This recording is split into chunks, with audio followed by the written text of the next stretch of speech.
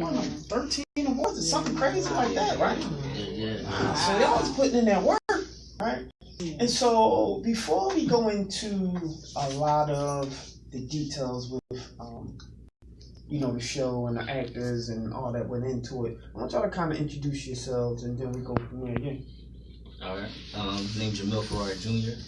On the film, I was the first CEO, which is the main camera operator for the film. Okay. I actually didn't start out with that position. We can talk about that a little later, though. Okay. But yeah, it was a real good experience. It was the first time I was working on a full motion film. Actually, I came on as a PA. That's what I came on as. Oh, so you're not cast, you crew. I'm crew. I am crew. Yeah. Okay. Yeah.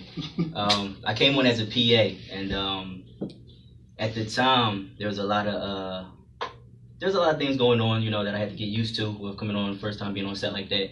And I ended up being in the right place at the right time. The camera person, he actually ended up dropping out. So I said, hey, I got some, I have some skill set in that field if you, want my expertise. Because that's what I actually studied in school.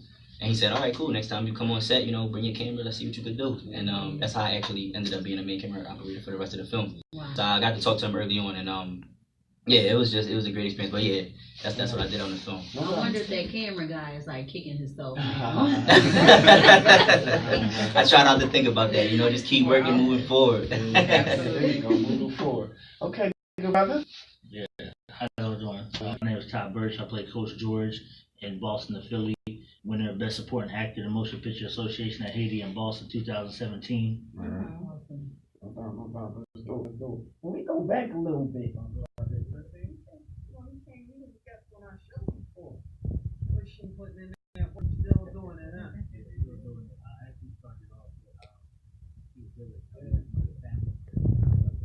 Years ago, somebody believed in me, told me to go get some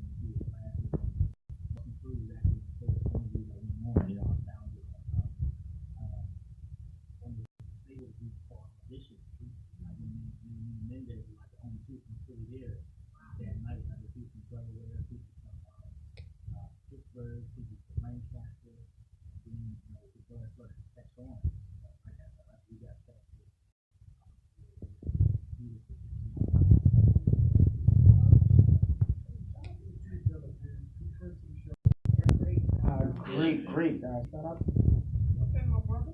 Yeah, I'm just chilling, man. Chilling about that. Yeah, I'm just vibing, enjoying the atmosphere. I'm John Armond. I actually got on this because I auditioned to be an extra. Because I auditioned to be one of the clubs or whatever, and I showed up early. And the person who was supposed to play you showed up like an hour or two late. And Rob was like, if this guy doesn't show up in the next 10 minutes, you're going to be I didn't know who she was. I'm just like, okay, whatever. 15 minutes ago, you're playing, she's going to pray, who's that? He's like, that's the lead. I was like, okay. So then he's like, yeah, you got like 20 minutes to learn how to do the script. So just see how to say. So I just went through that.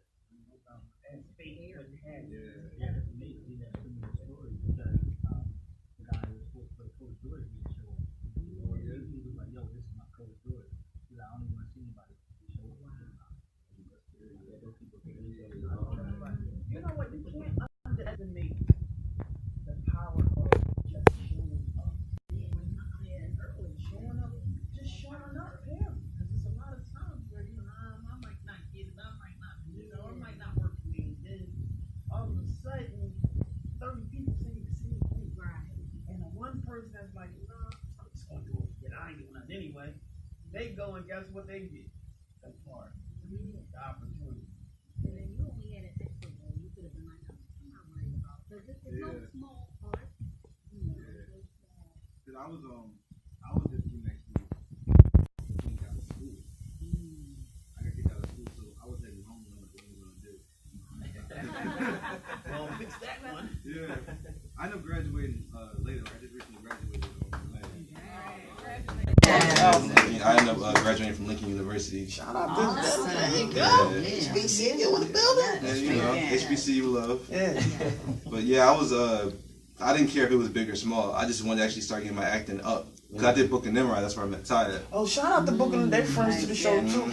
And rest in peace. Rest in peace. Carl Rest in Morales, peace, man. She's I gotta say that because she's a friend to the show and she's really been pushing against all odds. She's been pushing the Book of Nimrod and she was told she couldn't do it and why are you doing that show and why are you wasting the money and why are you doing this, and believe it or not, that's a pretty dynamic show, and you know, hopefully, I'm not sure who's running it, but I hopefully heard there's a Good, hurricane. good, Hurricane is good. still pushing. Good. Hopefully they continue that, but rest in peace. It Yeah. was She one of the actually last put me things she on. said to us.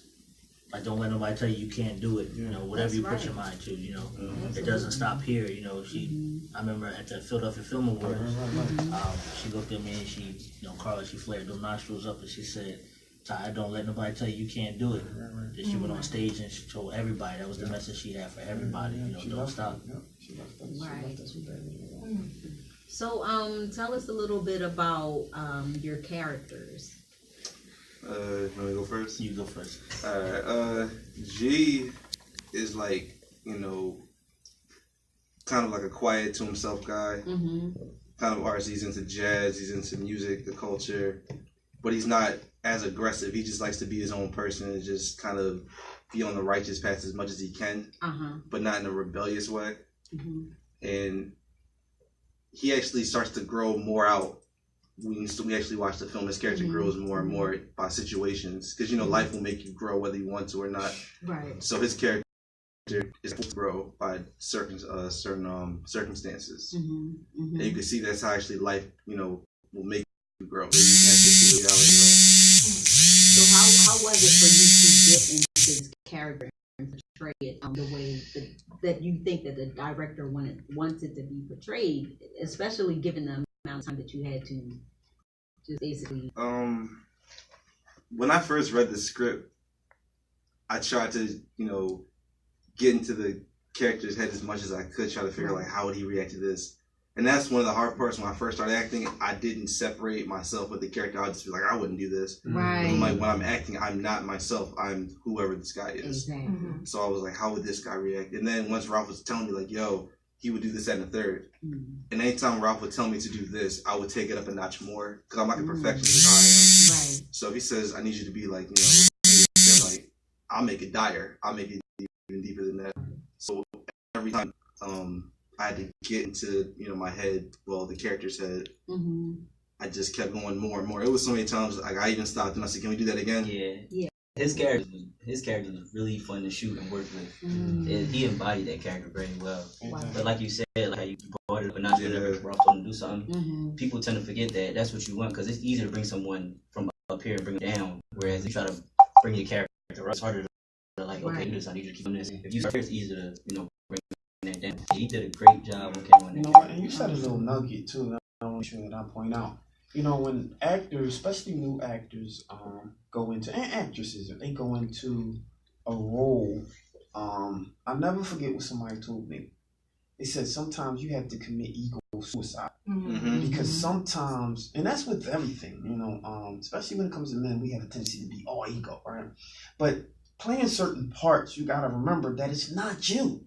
Right. And so whatever the part entails, you have to embody that person. Right? Yeah. Forget about who you are. Right. Maybe you might not talk high. You gotta talk low. Or maybe you might not cry.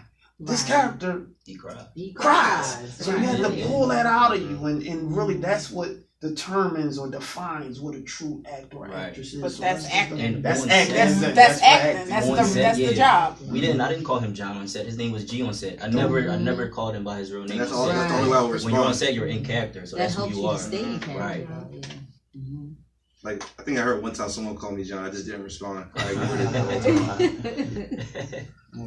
So tell us about Coach George. Yeah. Oh wow. Come on, coach. After all that, Coach George is just the opposite, because I've been a coach before. So Coach George was me. We have a lot of similarities, raising young men, teaching them how to play basketball, things like that, playing football, giving them life lessons. I'm also a minister, so I coach. I'm a counselor. So Ralph was like, I need you to be you. So mine was like the total opposite. So he said, I need you to drop some nuggets. I need you to there's a scene in the film, there's like a flashback scene with Jay Bez and myself. And we're sitting on the basketball court. all that was improv. Wow. It wasn't written. Mhm. And then I'm like, please don't ask me to do this again because I don't know what I said. Mm-hmm. But me being me got me Best Supporting Actor award. Wow. You know, but there are times where you have to dip out of yourself. Mm-hmm. So I love Ralph for entrusting me to say, this is my Coach George. My audition got me written into the film. Mm-hmm. I was only supposed to be in there for the opening scene on the rooftop, Wow. or in the hospital rather. Mhm. You know, when there's a scene where we're walking back and forth and arguing, and Mm-hmm. he's about to leave. That's the only scene Coach George had. Mm-hmm. But my audition got me written into the film, Mm-hmm. and because of the research and because of the hard work put in, because Ralph said, you know, try it this way, try it this way. You know what? Mm-hmm. I'm gonna just let you do you. And Wow. all hats off. Thank God I got talent. You know, Mm. Ralph trusted me with that talent, and here we are. Awesome. Yeah, absolutely. Awesome. Shout out to Mendez too. You know, she's your lead. She's one of the lead actresses, Yes. right? Yeah. Yep. So shout out to her. She Philly, you know, moved down for a long time and doing a lot of, you know, acting. How was it working on set with me? It was a lot of fun. Now, Mia's like preparation prior to shooting scenes it was just amazing to watch her Mm. because you know, everybody has their different techniques of how they, you know, get into character. Right. Her, I used to look at her like, well, like she's really becoming another person right now. Mm. And then I would hate to go sometimes and talk to her like, hey, Mia, we got 5 minutes till set. It's like I felt like I was interrupting her. Yeah. And she'd turn around like, oh, I just want to let you know we had 5 minutes. Yeah, like it was times. Yeah, but It was times like I would come on set early just to see like how they would do their scenes and stuff, even if I didn't have to shoot that day. And I was trying to say hi to me, and she looked such like yeah, like I didn't want to bother her at all. I Yeah, was about to say hi, and I just walked away. I'll just say hi afterwards at the finish. Yeah. Because She once, bought- once she's in like in that mindset, she's there. she's there. You can't She get her bought out. You don't even want to bother her. 110% every scene. That's what's Wow. up. You That's know, what's up. we'd be on set for 10, 12 hours sometimes, never lost any juice. Mm. She does it to the end. Yeah. And She's me is amazing. one of the ones we met on Book of Nimrod. Also, Yeah. that's where I first met Mia. Mm. You know, watching her work there, the same preparation and everything like that. Yeah. That was a year and a half before Boston to Philly. You know, she always Yeah. kept it real. You know, one of the coolest people to work with. I Mhm. love Mia. Yeah. Interesting, man. She's been doing a lot of acting. Let's talk a little bit about you know, I'm gonna jump back into from Boston to Philly, right? But I want to talk a little bit about the time that we're in right now, right? Mhm. And it's becoming a beautiful time to see black Mhm. plays, theater, television, movies. How do y'all feel about being part of this culture that's pushing the ball forward? The black, I don't want to say black agenda, but pushing our people forward in more culture and theater and movie and art. I think it's great. I see it as like a second coming of a black renaissance. Mm. That's how I Like see that. it. Great word. Yes. Yeah, that's how I Perfect. see it. And actually be part of it the second time around, Mm-hmm. it makes me feel like I'm actually part of something bigger than myself. Yep. Mhm. And so it does like, you know, justice. Yeah. Yeah, same. Just yes, does it justice, and it's not just a phase or a wave, and it just, you know, dies down and forgotten about. This is something that's the beginning of something great, and it keeps going. Right, It right. just keeps getting bigger and bigger. That's yeah. I think what's so amazing is that now it's just a time for actors and actresses, Yeah, to use the writers, platforms, you know, yes. people of color to you know, use those platforms to Yeah. put out whatever you do. It's like we're winning awards now. It's like Mhm. it's just such an awesome time. Yeah, I love it, and I love to see it. I love to see it materializing to Mhm. what it's going to be. Right. Which is interesting because when y'all started the movie, right? When y'all started shooting, especially you, Yeah. right? When y'all started shooting, did you believe that what you were shooting would turn into what the end product actually is, or did you think, you know what, this could have been better? You know, what was actually going through your head when you started just shooting? You know? So for this film, Yes. particular. Yeah. So it's all about the mindset I came in with. At the time, I was a recent graduate, and I was just, I'm like, I have my degree in film. You know, I want to get a job out here. I'm applying. No one's calling me back. And Boston and Philly was the first person to call me back. So just that alone, like, I was excited. I came on set first day, like, this is it. This is my time. You know, wherever I go, whatever film this is, I'm going to go in there and give it my all. And there were times where it was like, wow, like what a lot of people don't understand is that we started out here, but then as time went on, the crew got smaller and smaller, which could be very challenging.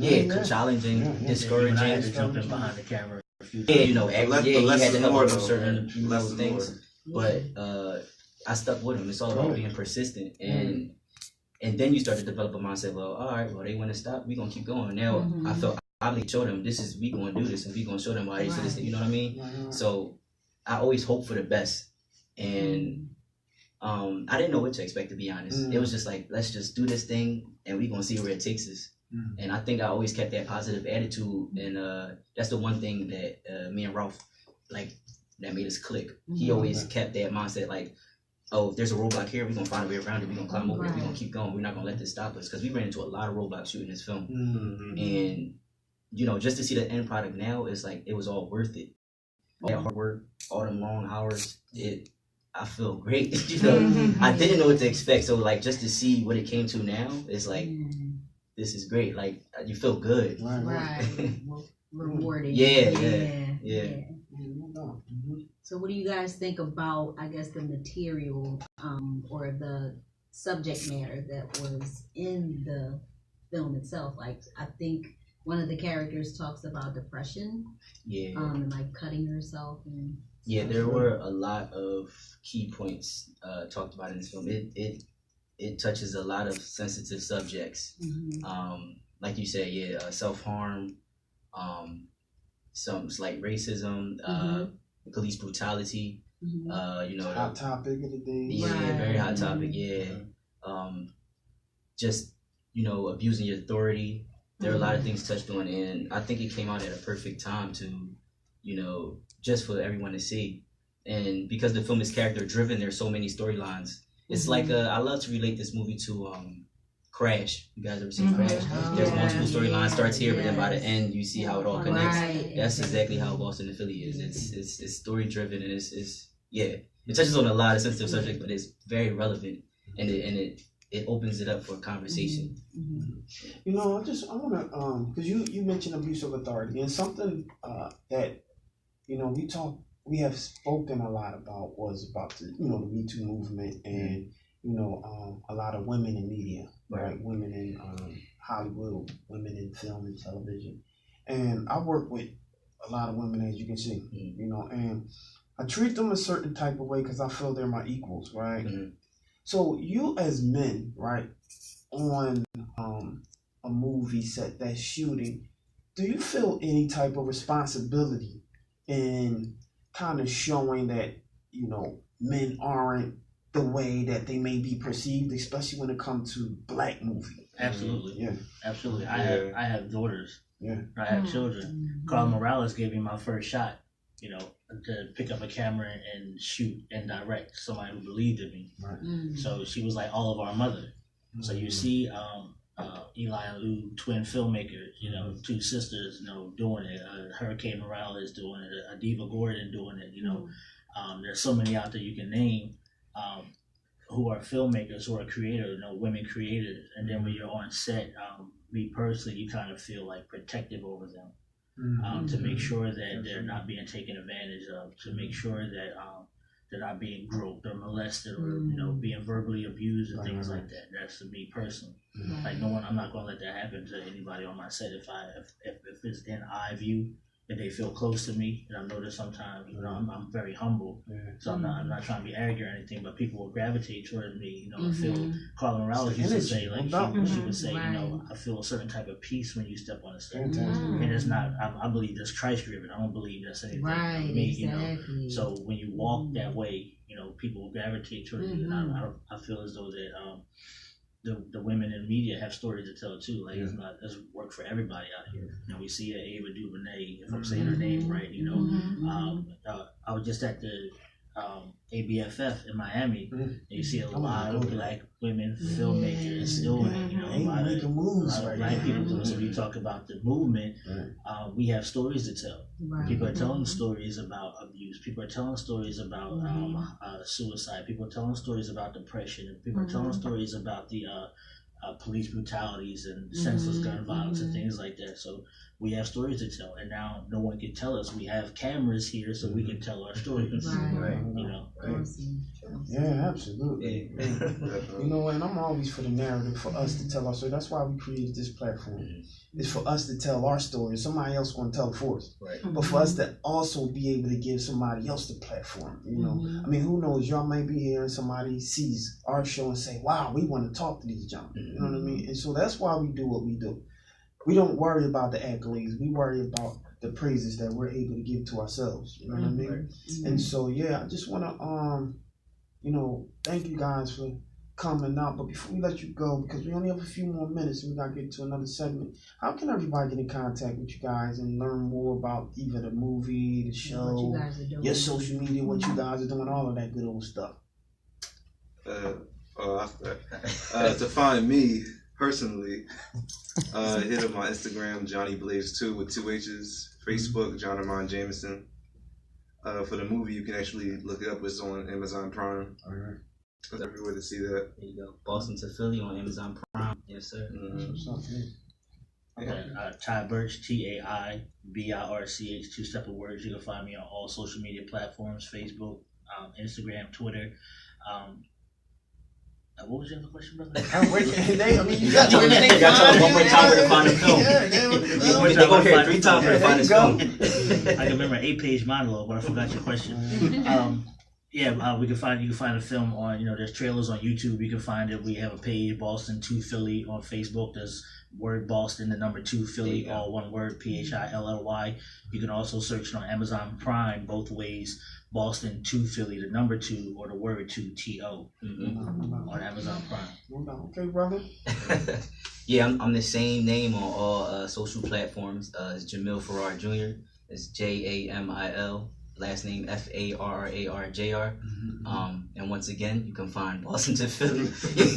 You have the trailer on YouTube. It's dropped on Amazon Prime. Boston 2 Philly. And don't forget to put reviews. Support. After you watch the movie, love the comments, reviews, stars, rating, all that. You can follow the page for all upcoming events, everything. No doubt.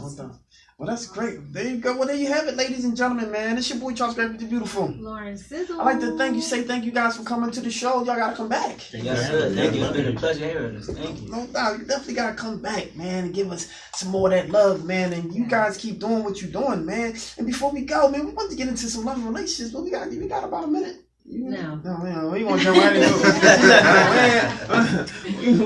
We're not even going to do it. Okay, so I want y'all to all tune in. So, what did you think about the show, Sizzle?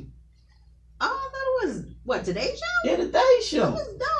It was dope. I enjoy every minute of it. I wish we had more time to, be able to continue this conversation. No doubt. But we gotta go. So, before we go, we want you to make sure that you download the TuneIn app on WPPM on P106.5 FM and tune in every Tuesday, 7 p.m. for We Talk Weekly's After the Talk. And follow us on Twitter at Instagram at We Talk Weekly at Charles Berry at Law_Sizzle. Classy Lady Spark, but it's really sparkle, priceless one, and Matt at Madam Tux. And We Talk Weekly is now on iHeartRadio, so shout out to that. And make sure you follow us on iHeartRadio and binge listen. This is what we say, binge listen, right? Binge listen to the show. And like and follow us on We Talk Weekly Facebook page. Subscribe to our We Talk Weekly YouTube channel. And if you're Philly, catch us every Monday night at 9:30 on Comcast 66, Verizon 5 29 and 30. And download the little Authentic TV app. And guess what? Look on Roku. And you can find who? We Talk Weekly. There we go. So shout out to Afro Philly MPG Network. We Talk Weekly is now in Birmingham, Chicago, Delaware, Houston, Jacksonville, Los Angeles, Miami, Newark, New Jersey, Washington, D.C., Philly, and all across the nation. Who do you look for? We Talk Weekly. You already know, but we gotta go, y'all. We want y'all to make sure that y'all tune in. We love you, and we out. Holla.